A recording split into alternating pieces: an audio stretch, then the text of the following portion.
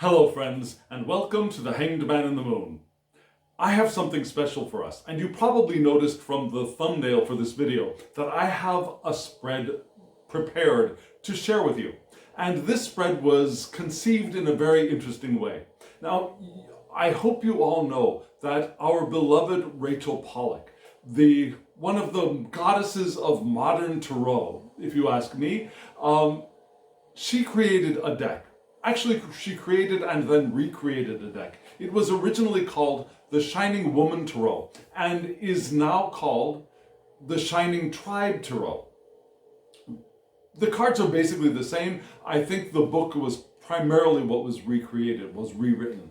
And it's a gorgeous tarot deck. I have a walkthrough of that deck from when I first got it on this channel. So I'll put a card up here if you want to go and take a look at that walkthrough. It's a walkthrough of a deck that I found a little bit perplexing, frankly, but beautiful when I first got it. And so it has sat on my shelf for quite a while until just recently I came up with an idea, a reason to really dive into that deck and use it. I've been wanting to figure out how I wanted to work with that deck, and it suddenly struck me. And you probably already know from the title of this video the kind of spread that came to mind. So what I'm going to do in just a moment, I'm going to flip the camera down and we're going to dive into this spread together. So friends, here we go.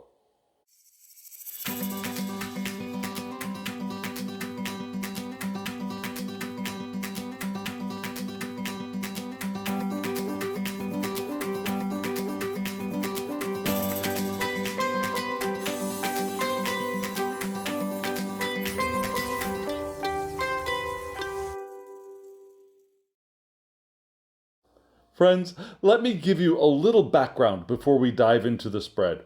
As I said, I purchased a copy of The Shining Tribe by Rachel Pollack, and let me show you a photo of that deck right now. Even the cover of that deck looks impressive, doesn't it? And I really wanted to work with it, but I didn't know how. I'm currently involved in a dive into what we call the Continental Tarot system, the system that predates the Golden Dawn decks, for example. And so I don't have a lot of extra space for beginning a new deep dive into one deck when I'm focusing on systematic explorations. I'm planning on going into a deep dive into Thoth, beginning with my birthday this year, just to let you know, a little advance warning. But I really wanted to figure out how to use this beautiful deck, and you could tell from the cover, it's an intriguing deck, right? And recently, while a lot of us talk about shadow work and path work and all of those kinds of work we do with tarot, my ear and my mind had suddenly been drawn to the idea of ancestral work in the last month or so. And it's been bouncing around in the back of my head that I might want to start doing some ancestral work.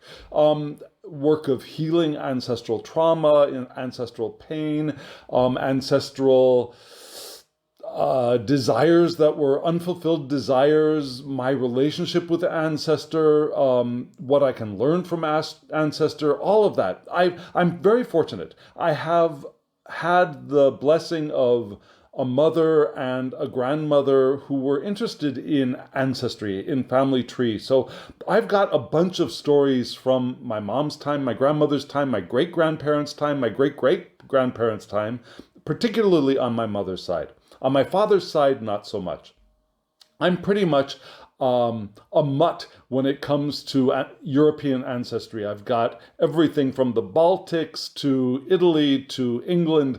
I'm a hodgepodge of different cultural lineages from the European tradition, and probably beyond that. We've probably got some Greek blood in our veins because of where our people are from in Italy. So I've got a very diverse ancestry, as we all do, I know, because our ancestry all goes back to a common root in Africa that spreads out around the globe and then crosses over from here to there, and we migrated and we interbred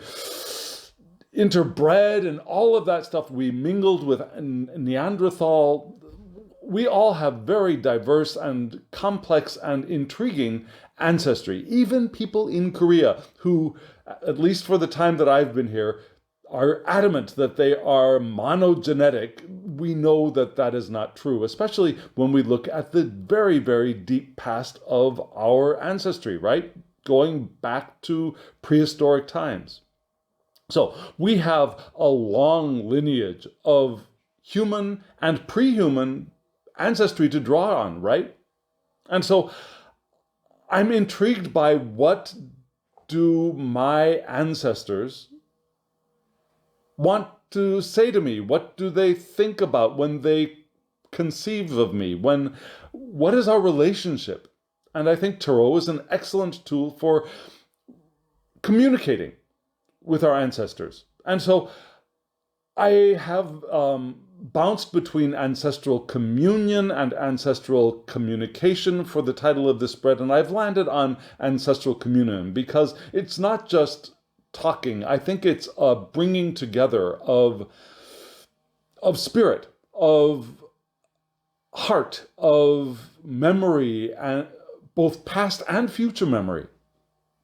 And we might even consider our descendants, if we have them, as part of this communion of saints even. I mean, I could have even called this the communion of saints spread, but then people would have gone in, some people might have gone in a very different direction and misunderstood where this spread was going. So that's where I landed. The ancestral communion spread. And I've developed this for me. I'm not saying that there is not another version out there that might be exactly the same. I don't know.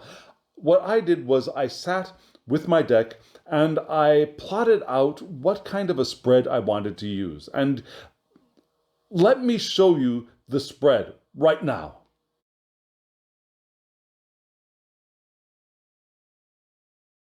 So you just saw this spread in much more attractive color, right? And let me make sure this spread is entirely on camera. Oh yes, it's on camera. Good. So this is the black and white stripped down version of the spread you just saw, the ancestral communion spread. And you saw that there are 7 spots. And 7 is a magical number, right? And I wanted to have a 7 card spread for this ancestral communion spread. And so I worked through what questions, what information, what interaction would be best for this spread. And I wanted to make sure that it wasn't all sunshine. I wanted to give room for a diversity of communication, of both blessing and pain and trauma and healing and all of that. I wanted to have spots for everything, plus a central message. That could have been an advice, or what I landed on was possible outcome. So let's walk through this briefly. The first thing I thought we would want to know is, who are you? Who am I speaking to? Right? Because it could be a collective. And if it is a collective, there would probably be some sort of overarching, not theme so much as quality to that collective. Yeah, there could be individuals in the collective of the ancestors that are coming together to speak, but as they speak together, there would be a resonance, an overarching, like I said, spirit, an overarching quality to that collective. Or if it's one particular ancestor, who is that? So that's why I got this question, who are you, my ancestor?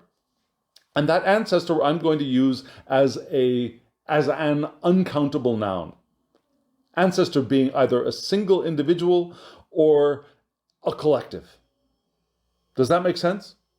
So the next question I wanted to find out, when we focus on this ancestor being either an individual or a collective, is what legacy am I carrying from you? And of course, that you is either singular or plural, right? The plural you, y'all, or the singular you, that single ancestor who is communicating. What is the legacy? What am I carrying from you, my ancestors? And so that could either be a positive or a negative thing, right? Not even necessarily negative. It could be a bright and shiny thing that we want to celebrate, or it could be something that is a little painful or carries negative emotion that we might want to heal. And especially if it's that thing that we might want to heal, that comes to the next question, which is, how can I participate in our healing? So if number 2 is a bright, shiny thing like joy and love, then I still could ask that question, how can I participate in our healing? If number 2 is something that is more painful, is more traumatic, then this next question shifts in another direction, right? Is more related to number 2. But that doesn't mean that if number 2 is the sun card, number 3 is not related, right? The sun card of joy and success could also teach us how we can participate in our healing. And so then number 4, what are you here to teach me? Why have you come? Now, who are you? Now the next grouping of questions is, what are you here to teach me? Why are we communicating now? I know why I'm here. Why are you here? Number 5 is, what blessing can I receive from you? And that blessing can be something, again, clearly positive, like the sun card, but it could also be something that is more shadowy. It could be the 5 of Cups, for example. And that 5 of Cups could also be a blessing. And we'll talk about that. Hopefully something like that will show up in one of these positions. But for example, if the 5 of Cups is the blessing, what is the blessing of the 5 of Cups? What is the blessing of the Tower? What is the blessing of the Death card, for example?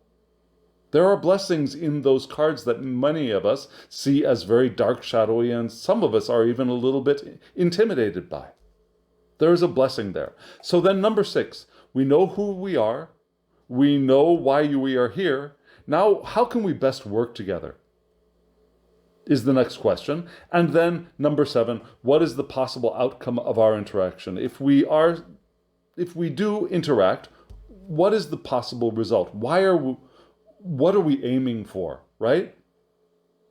Does that set of questions make sense to you? I hope it does. So I did my first pull from that spread, and let me show you those cards that I got from my first spread right now. Here they are.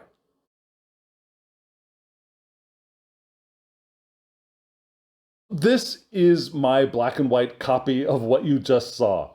And I'm not going to give you the full reading of this, but this is the reading that I got first. And it's what confirmed to me that, yes, this is a spread that is worth sharing with other people. It's very interesting. And I'm going to do a layout of a spread for us right now, in just a moment. But first, I want to show you why I loved this spread from my first reading. The first message that I got, and I'm still learning this deck, so the first message that I got was the 6 of Birds, which is the 6 of Swords. And we usually think of that as being the travel card, right? The moving on from the 5 of Swords onto the 7 of Swords, perhaps, leaving behind the pain of the past. But in this deck, the 6 of Birds is actually a dream card. And we see this dreaming figure, and the book explains who this picture of the dreaming figure is. It's a rendering of statues that were found in Malta that seem like they were placed at a sacred space, that it was used for people to come and have sacred dreams or healing dreams. And so this is a card of dreams, not the nightmare card of the 9 of Swords, but rather a card of dreams. So the ancestor that the ancestor or ancestors that came to visit me with this spread were ones that wanted to speak in dreams, which I thought that is a wonderful message or a wonderful thing to begin with, right? And so the Two of Rivers, this is a birth from joining. That's, well, I've forgotten how. See, I haven't really memorized this spread yet. Number 2 is, what legacy am I carrying from you is creativity. It's creation from the joining of things, right? And then 3 was, how can I participate in our healing? And this is a card this is the knower of birds, which is the Knight of Swords. But in this deck, the Knight of Swords is the receiver of divine information, the receiver of the glyphs and the letters and the ways of communicating, which just made me so excited when I saw that in the book, because that is how I can participate in our healing, is the dreams, right? And participating in the healing is receiving messages.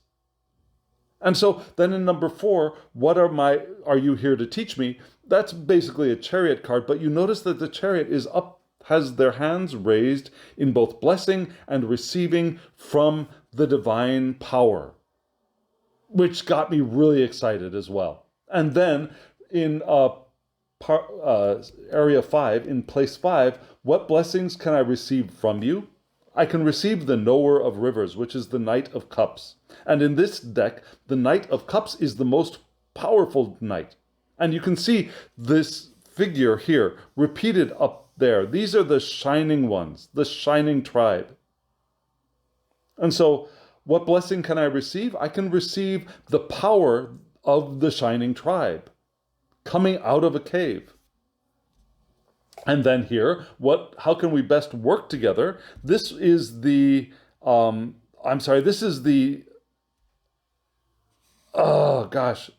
this is basically I cut off the name here and I don't remember. This is so this is the something of stones. It's basically the king of pentacles of earth. And in this deck, this king of earth is the most powerful king of the 4 kings, right? The earth, air, water, fire. The king of stones in this deck is considered the most powerful, which got me a little excited as well. So how can we best work together? By being this king of stone, of earth. And what is the possible outcome? The possible outcome is the 6 of Rivers, which is the 6 of Cups. But in this deck, it's an opening of healing from past emotional trauma, from breakups, from divorce.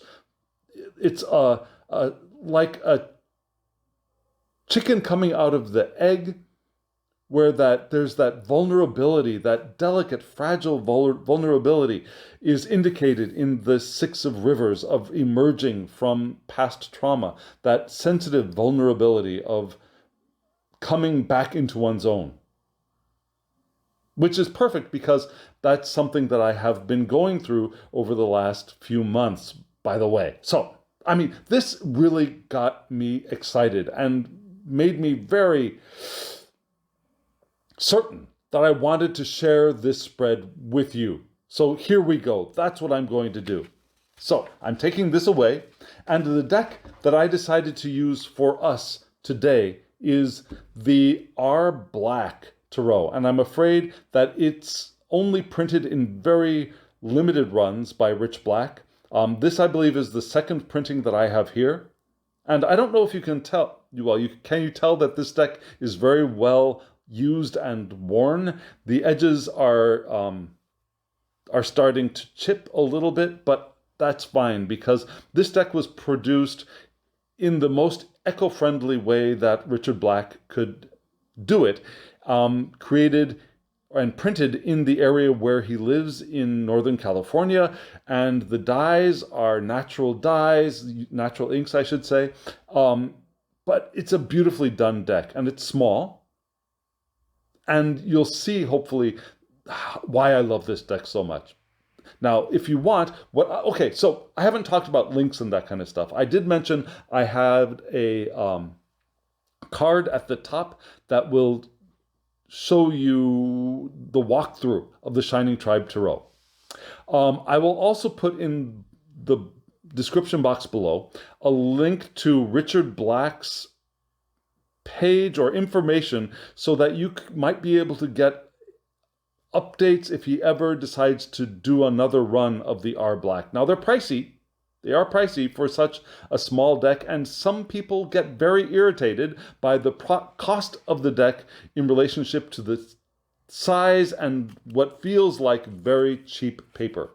But it's not very cheap paper. It's actually very good. But it will wear. And some people don't like that. But I love this deck, and I'm very happy to have this deck, and I do not think I have wasted my money in getting this deck. I've used this deck so much. So I'll put a link down there to Richard Black's information. Yeah, also I'll put a link down there. I think you can still get the Shining Tribe Tarot online through Amazon maybe, and if I can get a link for that, I'll put that in the description box below. Okay, so we're using this deck, and we're going to do the Ancestral Communion spread now. I don't know if you've thought about this yet, but this is not really a spread that I would use for a daily draw, right? The way I'm considering using this is to do a once a month spread. So this one spread that the first spread that I did, I'm going to continue meditating on it until the next new moon. And I'm still debating, do I do this spread on the new moon? I'm a little bit busy ritual-wise on the new moon. I change over my decks for my YouTube channel. I pull some monthly draw cards. I do some intention setting. So maybe I will do this on the full moon instead. I'm still debating that. And I'll probably have to make my decision soon because the new moon is a commune. But I'll probably do it on the full moon. I'm almost sure. Although intention setting does make more sense. Anyways, okay, so here we go. So I'm going to do this as a once a month draw. And I would recommend this as being a once a month or maybe once a lunar cycle, the way I'm going to be using it. You could even do it as an annual thing. Your choice. But like I said, I'm not really sure that this is really a daily draw kind of spread. So I'm going to bring us together and do an ancestral reading for the community of tarot readers. Does that make sense? Our divinatory ancestors, whether that's one ancestor that's not necessarily a biological ancestor, right? This could be a spiritual ancestor, an ancestor of tradition as well. And that's what I'm drawing on now. I'm drawing on a collective of spiritual ancestor for those of us who are diviners, whether we use cartomancy or we use anything else. For the diviners of the collective, I call on our divinatory ancestors. And I'm going to shuffle the deck. Who are you, my ancestor? Who are you, our ancestor? Is the first question now. Who are you, our ancestor? Because I'm doing a collective reading. What legacy are we carrying from you? How can we participate in our healing? Who are you, my ancestor? Our ancestor. Who are you, our ancestor? What legacy are we carrying from you? How can we participate in our healing?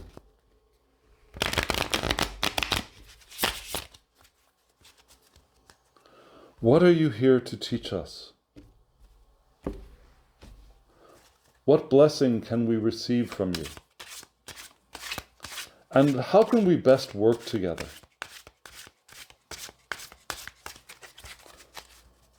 What are you here to teach us?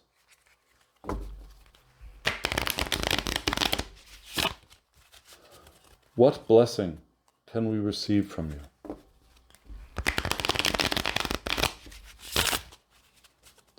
How can we best work together?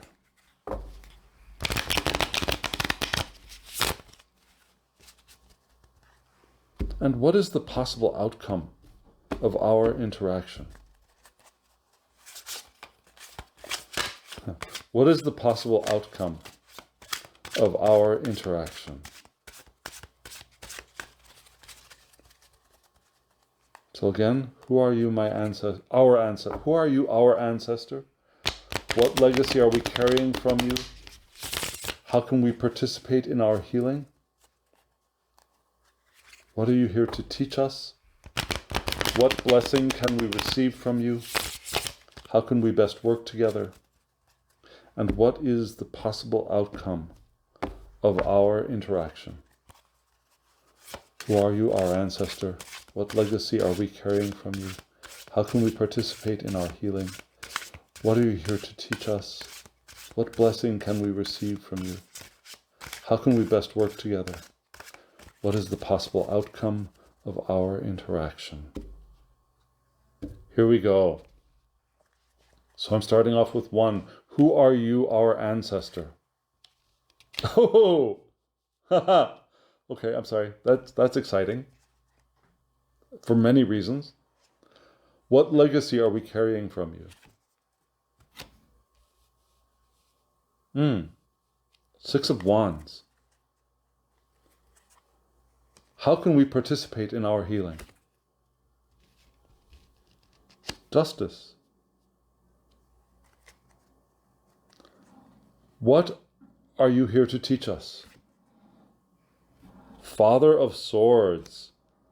Ooh, cool. What blessing can we receive from you? 2 of Swords. How can we best work together? Oh, beautiful. Mother of Cups. And what is the possible outcome of our interaction? The Wheel of Fortune.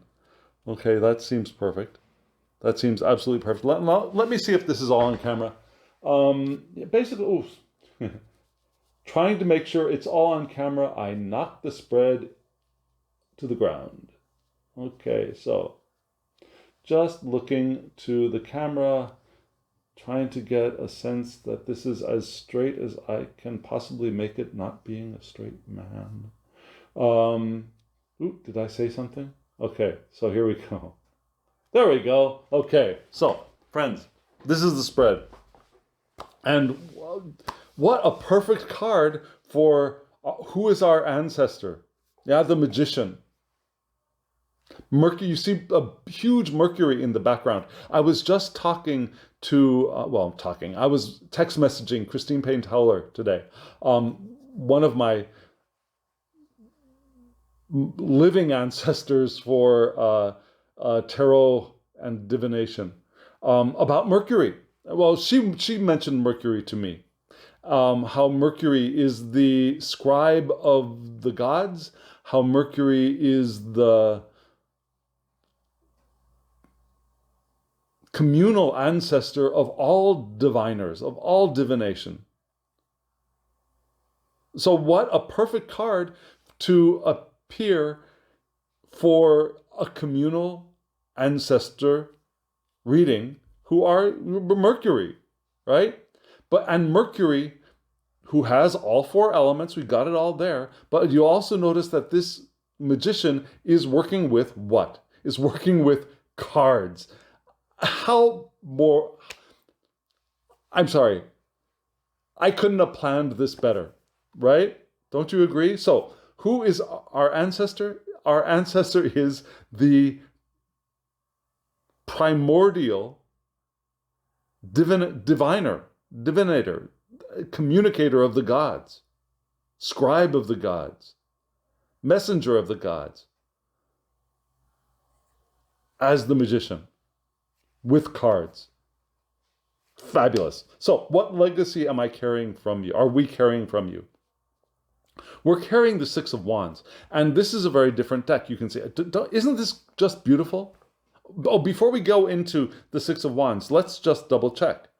We have one wand, we have two swords, we have one cup, we don't have any earth, right? That's one thing that's missing.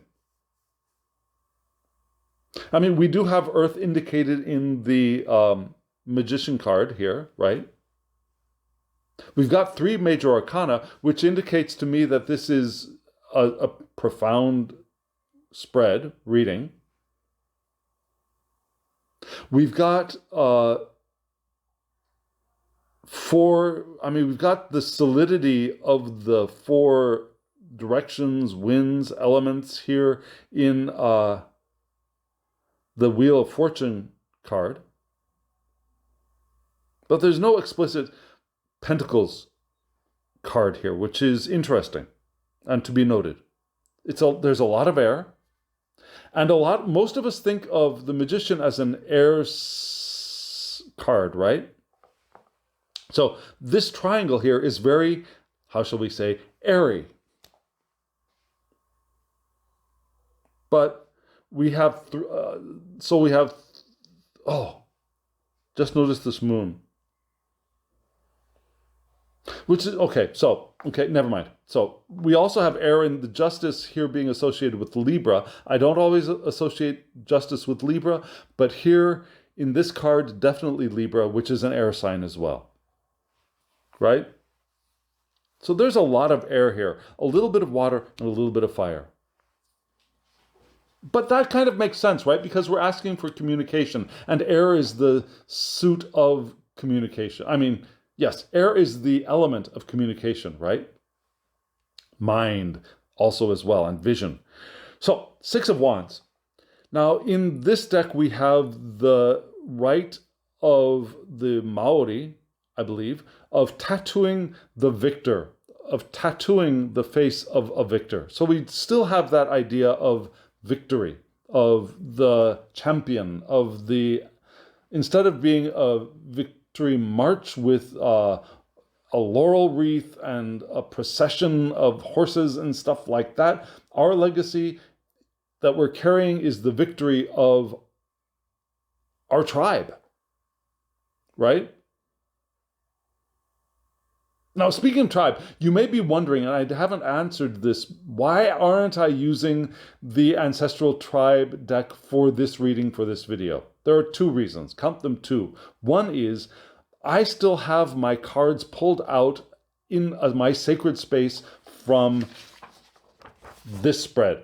And I didn't want to put them back in the deck. I wanted to keep them separate and sacred and used only for me, for my work with communion with my ancestors. So that's one.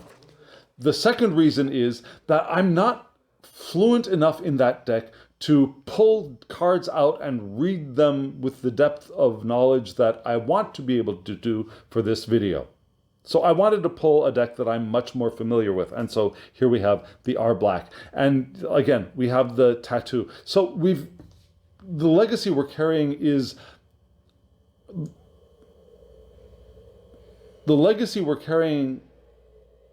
the symbols of and the signs of our collective victory, which isn't necessarily a triumphal march, but rather, there are signs and symbols of our personal victory, of our collective victory as diviners. And here in the how can I participate in our healing, I can participate in our healing with balance.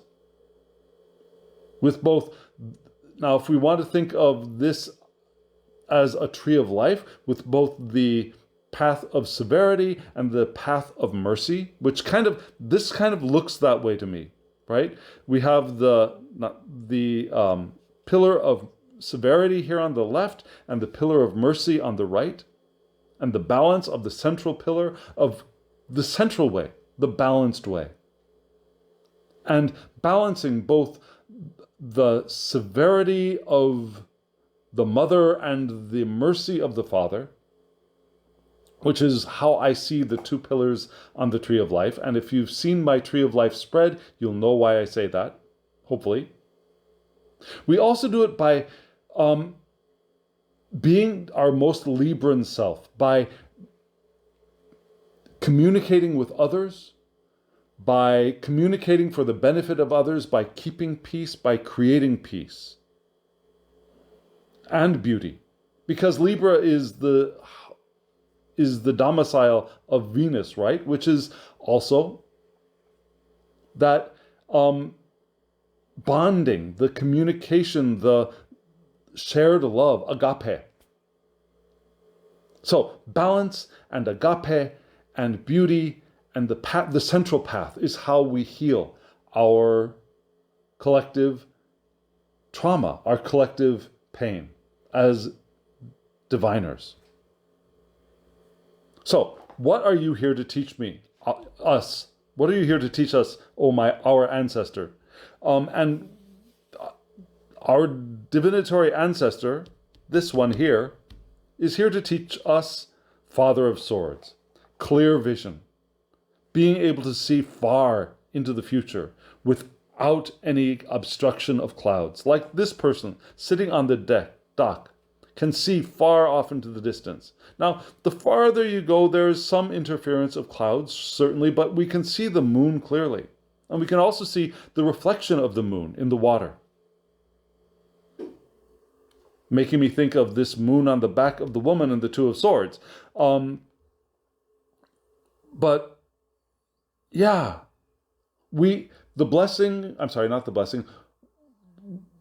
our ancestor is here to teach us clarity of communication, clarity of vision. And being able to see both what's out there and the reflection. Because the reflection in the water, like the moon card, is also informative. Does that make sense? It's a perfect card, I think, for what we can receive from our ancestors. And what our ancestors are here to teach us as diviners. And so the next is, what blessing can we receive from our ancestor? And the blessing is the blessing of choice, the Two of Swords. And you'll notice that this figure in the Two of Swords is seated in a sacred circle, let's say. Not protective. Personally, I don't think we really need protection because this is a friendly universe. That's my feeling. If you feel differently, wonderful. I fully support your belief, your understanding, and your feeling. For me, this is not a protective circle so much as a sacred circle, marking out sacred space. And sitting in our sacred space of divination, we see choices, right? So that's how we can best work together, is by seeing the choices. This is not a blindfolded figure. Now, the doors are closed, but still, there's an indication of the pillars here too. Wow, I just saw that. Okay, so the pillar of severity, the pillar of mercy, right below the Justice card. And maybe there is a path between these two pillars that is not visible right immediately. These two are so clear, but maybe there's a third path. And so we can receive, the blessing we can receive from our ancestors is that while seated in our sacred space, we're able to see the paths to take. And sometimes the path of mercy, of moving from Kether down into Malkuth, is the proper path for us at the time.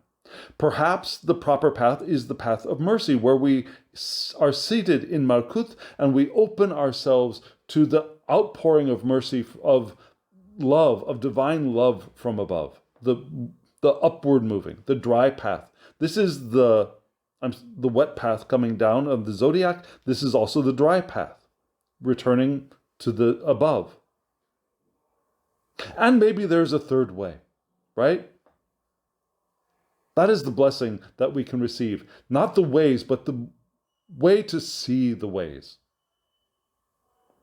And then 6, how can we best work together? We can best work together with our ancestors and perhaps even with each other by being the mother of cups, water of water.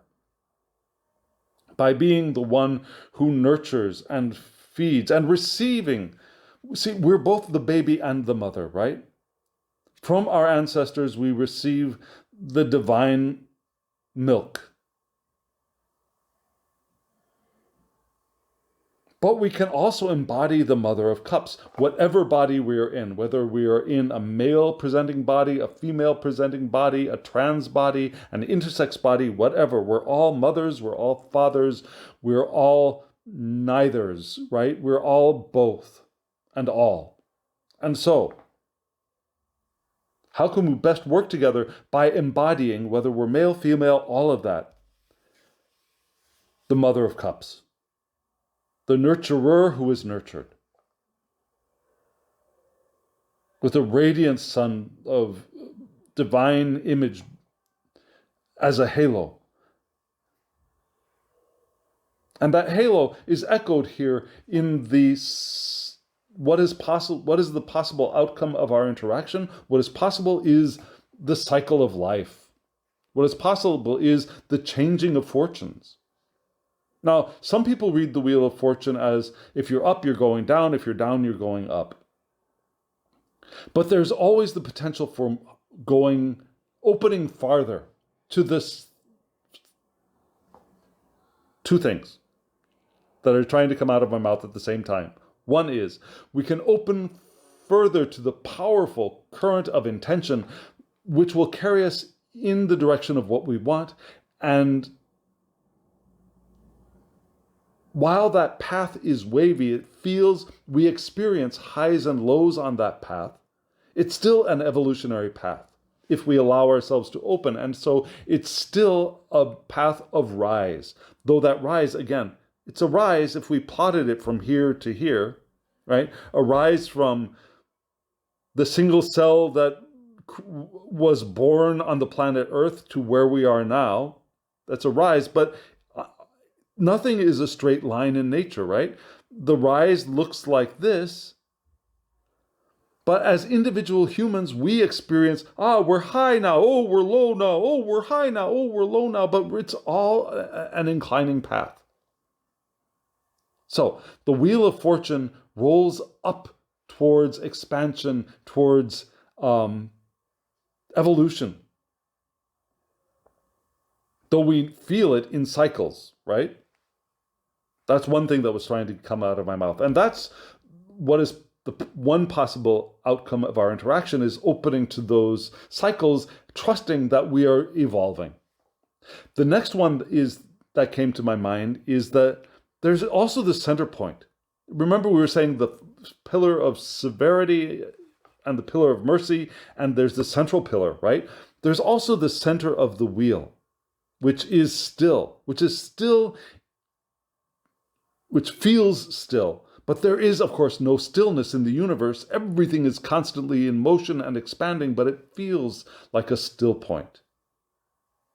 That is moving up the ladder, that is moving up the incline of evolution without the ups and downs and ups and downs. And so we could also try to move into the center of the wheel, to the axis, the axle, where we can find more stability on our evolutionary path of intention. Does that make sense? So, the overall reading is, our ancestor, yeah? The legacy is our collective victory. How can we participate in the healing with justice and with the sense of a Libra, of paths, of both severity and mercy, and the center path? Yeah? And how can we, what what are we here to, what can we learn? We can learn clarity of vision, right? I mean, I'm breaking it down to the keywords now. And what blessing can we receive? We can receive the blessing of seeing choices. Perfect for a diviner. And what is a possible outcome? Nurturing. I'm sorry, not outcome. How can we best work together? We can best work together with the flow of water, of life-giving water, and nurture. And the outcome is the wheel of fortune. Yeah, the evolution of all of us, which feels like cycles, but we might even be able to move to the center, to the still point that is also in motion, but doesn't feel so chaotic, like this figure here. Now, there are a couple of other ways to read this spread.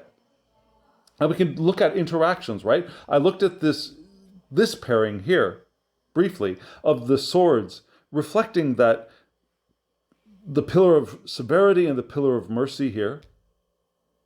We could also look at the Father of Swords being this figure,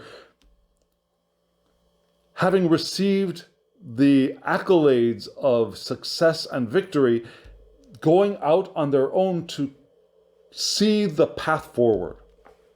Right? That's what a diviner can do, I believe.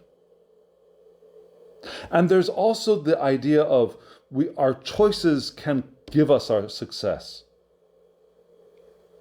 That the moon, we're backed up by the moon, we're backed up by our intuition, and the moon the moon is also the divinatory planet, right? Or the divinatory celestial light is the moon with cycles. And so we're backed up by the moon here. But this moon is also interacting with justice. And we notice the center, the moon is at our heart. When we are in the center of the pillars of severity and mercy, we see the central path, we find balance. The moon, our divinatory planet, our divinatory celestial light is here at the heart. And we have that balance of yin yang here in our third eye, our mind. Or this could even be the crown, right? This isn't necessarily the third eye. This could be the crown chakra. And we're crowned with the yin yang, the balancing of apparent duality.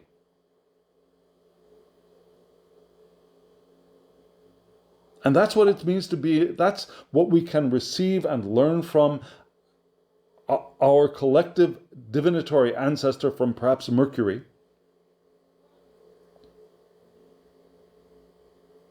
Work together, following the wheel of fortune. And all of the Celtic, the Hindu, I'm not really sure how to read these, because these maybe southeastern, northeastern, northwestern, southwestern, maybe. I'm not sure. This really reminds me of Ireland Celtic cross, and then, so is this a Greek pattern? I'm not sure. I'm not sure about that. If you know, let me know in the comments below. But anyways, does this make sense to you? Can you see why I get great excitement from this spread? If you do, let me know in the comments below. If you try this spread, let me know in the comments below. I would love to hear from you. I'd love to chat about this spread with you, because I really think that this has potential. So friends, here's the end of the reading. Thank you for being with me. Thank you for following me on this journey. And hit the thumbs up button so that YouTube knows that you got something out of it and others might get something out of it as well. It helps the channel. Subscribe if you haven't subscribed, and hit the alarm bell so you get notifications of when I upload videos. I'm going to try and do 3 a week. I'm not sure I'll be able to do it, but that's my intention. That's my intent. And yes, really comment below. I'd love to hear from you. And try this spread out and let me know how it works for you. So friends, thank you. And now, as always, I wish you love, joy, well-being, and pure awareness. Thank you.